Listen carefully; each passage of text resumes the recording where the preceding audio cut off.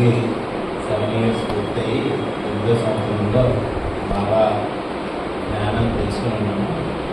జనరల్గా చాలా రోజులు బట్టి పబ్లిక్ మీటింగ్ జరిగేటప్పుడే అడ్రస్సింగ్ చేద్దామని అనుకుంటా ఉంటామని, వేరే ఉద్దేశం ఏం కాదు. ఎక్కువ మేము టీచింగ్ ఫీల్డ్లో ఉండడం వల్ల రకరకాల మెసేజ్లు అబ్జర్వ్ చేస్తూ ఉంటాము.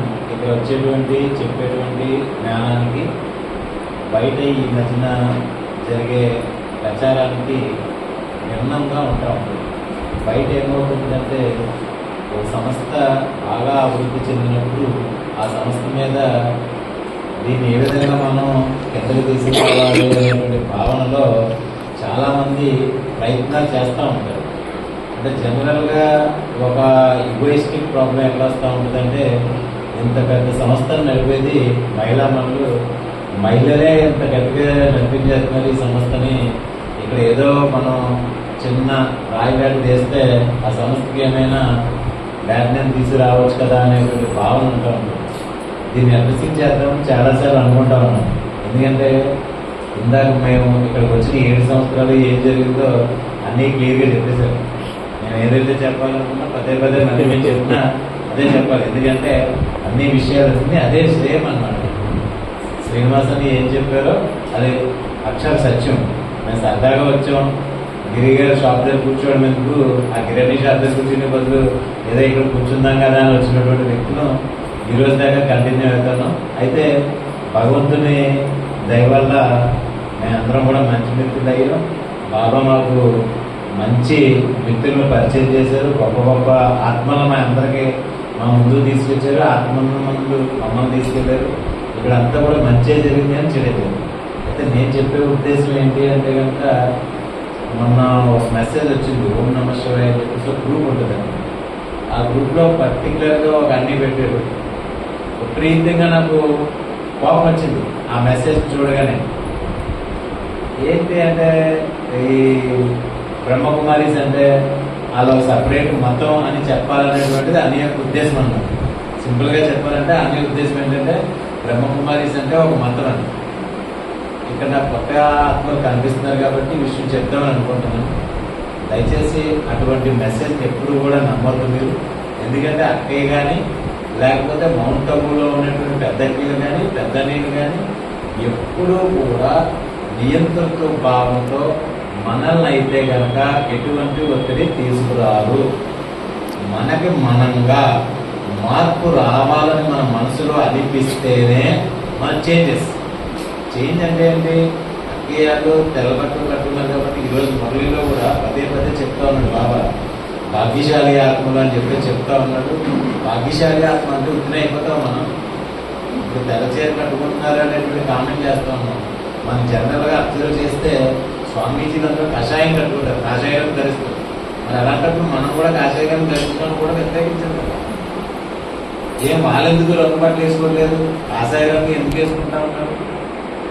దాని సింబాలిక్ ఏం లేదండి. రంగు అనేటువంటిది ఏమవుతుందంటే కలర్ రంగు వేసినప్పుడు ఎదటి వ్యక్తి యొక్క దృష్టి ఆటోమేటిక్గా మన మీద పడుతుంది. అబ్బా ఎంత అందంగా ఉన్నారు అనేటువంటి భావన కనిపిస్తుంది. అందులో ముఖ్యంగా మహిళలు అనేటప్పటికి జనరల్గా వాళ్ళు చూసే చూపులో వేరే అర్థం వస్తూ ఉంటుంది.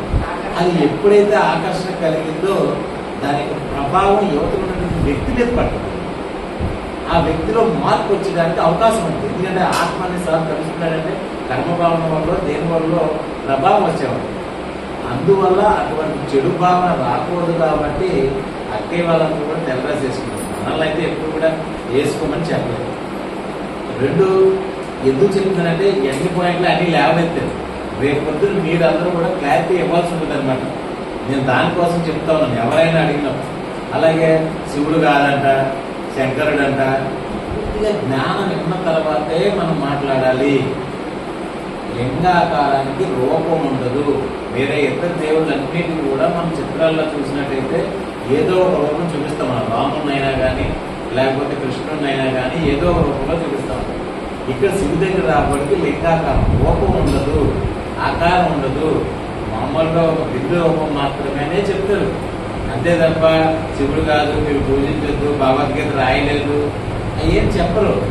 మన లోపల ఏదైతే అంతర్యుద్ధం రోజు జరుగుతుంటుంది. మనం ఒకసారి కళ్ళు మూసుకుని ఆలోచిస్తే భార్య భర్తల మధ్య అవ్వచ్చు, పిల్లల మధ్య అవ్వచ్చు, మన సహచరుల మధ్య అవ్వచ్చు, ఏదో ఒక డిస్కషన్ వస్తానే ఉంటుంది. ఆ అంతర్యుద్ధం లేకుండా మీరు భగవంతుని యొక్క స్మృతిలో ఉన్నట్లయితే ఖచ్చితంగా మీరు మీరుగా మార్పు చెందుతారు, ఉత్తమ లక్షణాలు గల అవుతారు, భగవంతుడు అవుతారు అని చెప్తారు. అంతే. మీరు భగవంతుడు అవుతారంటే ఏంటి? ఎవరైతే మనకు సాయం చేస్తారో వాళ్ళు భగవంతుడే కదా. మరి భగవంతుడు ఉత్తనే అయిపోతాం. మనం కాషాయం కట్టుకున్నటువంటి స్వామీజీ దగ్గరికి పాలు పుట్టుతున్నాం. ఎందుకని? వాళ్ళ యొక్క పవిత్ర జనం ఆధారంగా. అక్కల దగ్గర రాబడి మనం గౌరవంగా ఎంత అక్కయ్య రాబడి గౌరవం వస్తుంది. ఎందుకు వస్తుంది? వాళ్ళ యొక్క పవిత్ర జనం. అందుకనే వాళ్ళు ఏం చెప్తున్నారంటే మనకి పవిత్రంగా అవ్వండి అని చెప్తున్నారు. మీరు పవిత్రంగా అవితే గౌరవించబడతారు అని చెప్తున్నారు. అంతే తప్ప పవిత్రంగా అవ్వాలంటే ఇలాగే చెయ్యాలంటే నియంత్రణతో పోవాలి. అది నియంత్రణం కాదు. మనకు మనంగా మారితే గొప్పలు అవుతాం. లేదు, భగవంతుని మనం మార్చే సమయం ఉంటుంది. ఈరోజు 8 years అయిందండి. ఇది తినద్దు అది తినద్దు అని చెప్పేస్తారు వాళ్ళు. అది వెళ్ళొద్దు అంటారు. నేనేం మారలేదు, నేనేం చేంజ్ చేసుకోలేదు. అలవాటు నిజంగా అలవాటు చేసుకుంటుంటే మాకు కూడా పవిత్ర జన్మ వచ్చి మమ్మల్ని జనాలను చూడబడికి విపరీతంగా ధనాలు పెడతారేమో. అంటే మేము ఇంకా పవిత్రత అవ్వలేదు కాబట్టే మాకు ఇంకా అది రాలేదు. మరి అది రాలేదంటే అర్థం ఏంటి? How to change our decisions. మనం మార్చుకోవాల్సిన ఆవశ్యకత ఎంతైనా ఉంది. నాకు నేనుగా చూస్తే ఒక 2 years 1.5 years నుంచి ప్రమోషన్ వచ్చిన తర్వాత అసలు ప్రమోషనే రాదనుకున్నాను. బాబా దయ వల్ల మనకి భగవంతుని ఇచ్చిన ప్రమోషన్ వచ్చింది. వచ్చిన తర్వాత నుంచి క్లాసులో సరిగ్గా అడ్జస్ట్ అవ్వక నేను రాలేకపోతాను. నిజంగా చెప్పాలంటే యోగాకి వెళ్ళకపోయినా, వంశానికి రాకపోయినా, నిజంగా గిరి ఒక మంచి ఆత్మే. ఈ రోజు ఇక్కడ రావడానికి కూడా గిరినే వచ్చిందండి. ఇక్కడే కాదు, నేను యోగాకి ఇద్దరు కలిసే వెళ్ళిపోయాను. 8 సంవత్సరాలు, ఇంచుమించు 14 సంవత్సరాల ఇద్దరు స్నేహితులు. మంచి చెప్పాలంటే ఆత్మకు బోల్ సమస్యలు ఉన్నాయి. నాకన్నా తయారు సమస్యలు ఉన్నాయి. అయినా కానీ ఆత్మ ఎప్పుడు ప్రశాంతం ఉంటుంది. ఎప్పుడైనా రాకపోతే రండి రండి, యోగాకి అలాగడు, వంశానికి అలాగడు. ఈ రోజు తను అనేక ఆత్మలు ఇక్కడ తీసుకొచ్చాడు. నిజంగా నేనైతే మరి ఇప్పటికీ బాబా పరిచయం అయితే ఎవరికి ఎక్కలేదు. కానీ బాబా పరిచయం ఎవరిలో ఆత్మ ఎప్పుడు ముందుంటుంది. అందుకనే యూట్యూబ్ ద్వారా అనేక మందికి సేవ చేస్తూ ఉన్నాడు. యోగా ద్వారా అనేక మంది ఆరోగ్యం ఇస్తూ ఉన్నాడు. అనేక ఆత్మలు ఇక్కడ తీసుకొచ్చేడు అంటే అర్థం ఆ ఆత్మ ద్వారా సేవ జరుగుతూ ఉంది. అంటే అతను ఎంతో కొంత పవిత్రత ఉంది. మన ద్వారా సేవ జరగట్లేదంటే మనం ఇంకా లోపలేదో మార్చుకోవాల్సి ఉంది. భగవంతుడు మనకి అవకాశం ఇవ్వట్లేదంటే అర్థం ఏంటి? మనల్ని మార్చుకోవాలి. అదే అక్కగారు చెప్పేది, మార్చుకోమని చెప్తున్నారు తప్ప వేరే నియంత్రణ ఏమవుతుంది. మన కలర్లు వేసుకోవచ్చు, ఏదైనా తినచ్చు. అయితే ఏంటంటే ఏదైనా తినచ్చు అంటే పలానా మాంసాహారం మానేస్తే నిజంగా ఆరోగ్యానికి చాలా మంచిగా ఉంటుంది. యోగా ఏం చెప్తుంది? ఈరోజు ఇంటర్నేషనల్ యోగాలో ఏం చెప్తుంది? అసలు నిజంగా ఈ శరీర నిర్మాణం తయారైంది శాకాహారం గురించి మాత్రమే. కానీ మనం దాన్ని ఏం చేస్తామంటే మాంసాహారం తినడం వల్ల ఈ లావు అయిపోవడం కానీ తర్వాత యోగా చేయడం పరిస్థితి వస్తూ ఉంటుంది. శాకాహారం నిర్మాణం ప్రకారం తింటే కనుక మనకి ఎటువంటి ఇబ్బంది ఉండదు. కానీ ఏం చేస్తాం? మనకి ఎప్పటి నుంచో అలవాటు పడింది కాబట్టి దాన్ని కంటిన్యూ చేసుకుంటూ వస్తున్నాము. ఆహారం అది మార్చుకోమని చెప్తారు. శుద్ధ ఆహారం తింటే శుద్ధ ఆలోచనలు వస్తాయి. శుద్ధ ఆలోచనలు వస్తే మనం శుద్ధాత్మతో పవిత్రంగా తయారవుతాం. అందరి చేత గౌరవించబడతాం. ఏ గ్రంథం అయినా చెప్పేది అదే, పవిత్రంగా కంటే గౌరవించబడేది. ఇక్కడ చెప్పేది అదే. సో కాబట్టి ఎవరైనా రాకపోయినా, ఎవరైనా ఆర్గ్యూ చేసినా దయచేసి ఇటువంటి విషయాల్ని క్లారిటీ ఇవ్వండి. అక్కడి వాళ్ళు కానీ లేదా మౌంటోపు నుంచి వచ్చే సూచనలు కానీ అందుకనే చెప్తారు. మాకు కూడా 8 సంవత్సరాల నుంచి వచ్చేసి కాబట్టి అనే మీరు తొందరపడి జ్ఞానం ఎవరికి ఇచ్చేయకండి అంటారు. ఎందుకంటే మనం తెలిసి తెలియదు కానీ చెప్పేము అంటే దానివల్ల మంచి కన్నా నష్టమే ఎక్కువ ఉంటుంది. ఆ నష్టానికి కారణం ఏంటంటే అది కూడా చెప్తాం అనుకున్నాను. 2000లో నేను ఉద్యోగం జాయిన్ అయినప్పుడు ఒక పాప నా దగ్గరికి వచ్చి స్టూడెంట్ మా వాళ్ళు ఎక్కడికి వెళ్ళారు. ఎక్కడికి వెళ్ళారంటే వంశాంతి గారు. వాళ్ళ భర్తనే అన్నీ అంటారండి అన్నారన్నమాట. నేను అప్పుడు కామెంట్ చేశాను, అదేంటే 3 పిల్లలు అన్నీ అనుకోవడం ఏంటంటే అప్పుడు నాకు తెలియదు. అంటే ఎందుకు ఒక జ్ఞానం లేనటువంటి వ్యక్తి, సరైన జ్ఞానం తెలియనటువంటి వ్యక్తి ఆ విషయం చెప్పడం వల్ల, అది జనాల్లోకి వెళ్ళడం వల్ల, అటువంటి విషయాల వల్ల డిస్సర్వీస్ అయింది. ఈరోజు అక్కయ్యలాంటి చదువుకున్నటువంటి 20,000 అందరూ కూడా టీచర్లు పెట్టి మిగతా అక్కయ్యలను పెట్టి చెప్పడం వల్ల జ్ఞానం చాలా క్లియర్గా ఉంటుంది.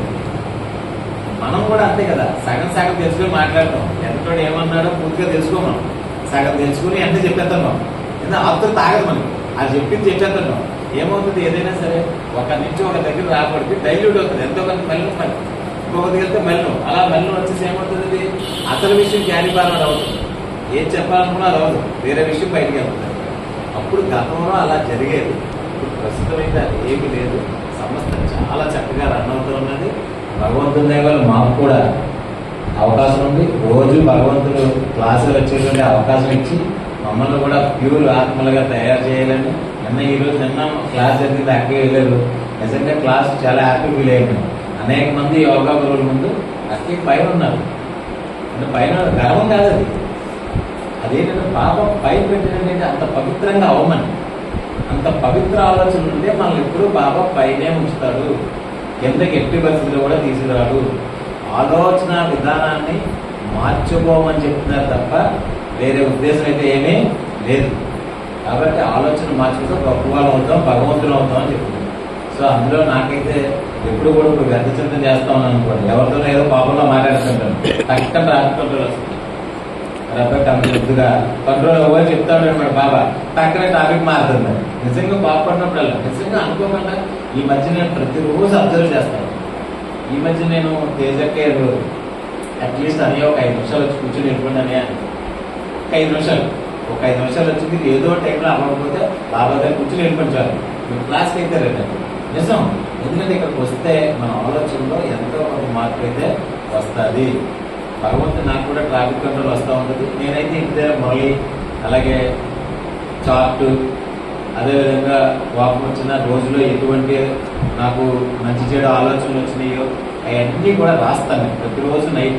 అదైతే కూర్చో తప్పకుండా టైం టేబుల్ ప్రకారం ఖచ్చితంగా చేస్తాను. క్లాస్కి అయితే రాలేకపోవడం, క్లాస్కి రాలేకపోవడానికి 80% బద్ధకం అండి, వేరే వేరేది ఏం లేదు. క్లియర్గా చెప్తున్నాను, బద్ధకం వల్ల తప్ప నాకు ఖాళీ లేకపోతే కుదరకోకాదు, బద్ధకం వల్ల మాత్రమే రాలేకపోతున్నాను తప్ప భగవంతుడు కూడా ఆ బద్ధకాన్ని కూడా తీసి మంచి ఆలోచన ఇచ్చి ఒక ప్యూర్ ఆలోచనతో ముందుకు తీసుకెళ్ళాలని నేను కోరుకుంటాను. ఈ ఆలోచన థ్యాంక్ యూ.